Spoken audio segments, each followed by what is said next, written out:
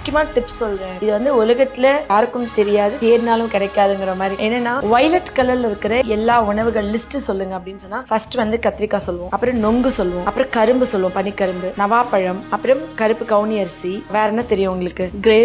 Grapes.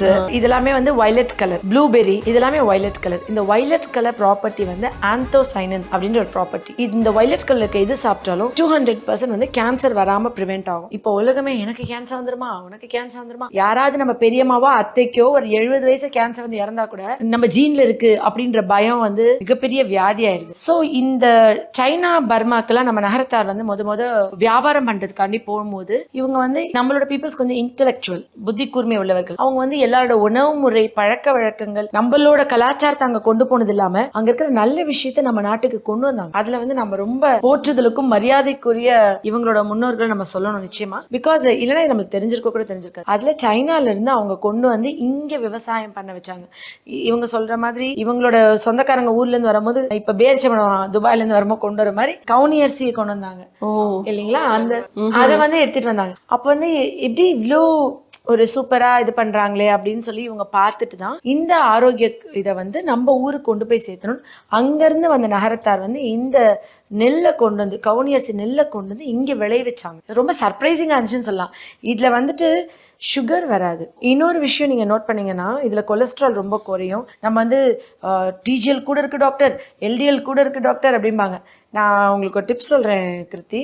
நான் வந்து என்னோட 30 கிராஸ் பண்ணல, அப்பயே நான் வந்து ஒயிட் சுகர் எதுலையுமே போடுறது ஸ்டாப் பண்ணேன். சால்ட் கூட உள்ளது, வத்தல், அப்பளம், வடகம், ஊறுகாய், கருவாடு இதெல்லாம் கம்ப்ளீட்டாக ஸ்டாப் பண்ணேன். நான் என்னோட 40 டச் பண்ணல.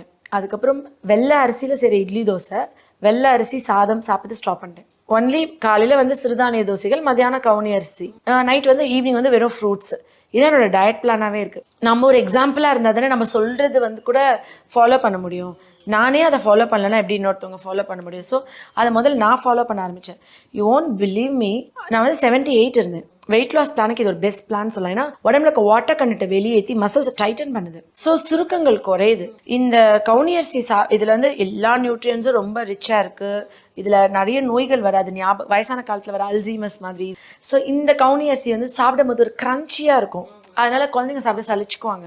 ஒரு விஷயம் உணவை சாப்பிடுன்னு வற்புறுத்தாம இது சாப்பிட்டா அதுக்கு நல்லதான், இது சாப்பிட்டா இதுக்கு நல்லதான் சொல்லி கொடுத்து பாருங்களேன். இப்போ அவங்க சாப்பிட்டு சலிச்சுக்கிட்டு கொஞ்சம் குவான்டிட்டி சாப்பிட்டா கூட ஒரு ஏஜ்ல அவங்களுக்கு விபரம் தெரியும் போது அதை கூட எடுத்துக்குவாங்க. ஒரு 2 ஸ்பூன் எக்ஸ்ட்ரா எடுத்துக்குவாங்க. எப்பவுமே நான் சொல்வேன் எல்லா மதர்ஸ்க்குமே நொங்கு சாப்பிடு, உனக்கு வந்து வெயிலுக்கு ஹீட் குறையும் அப்படின்னு கூட சொல்லி கொடுங்க. நொங்கு சாப்பிடு நல்லது உடம்புக்கு அப்படி சொன்னா எதுவுமே சாப்பிட மாட்டாங்க. இதுக்கு நல்லது, மஞ்சத்தூள் போட்ட பால் குடி, சளி குறையும், கிருமிகள் சாகும்.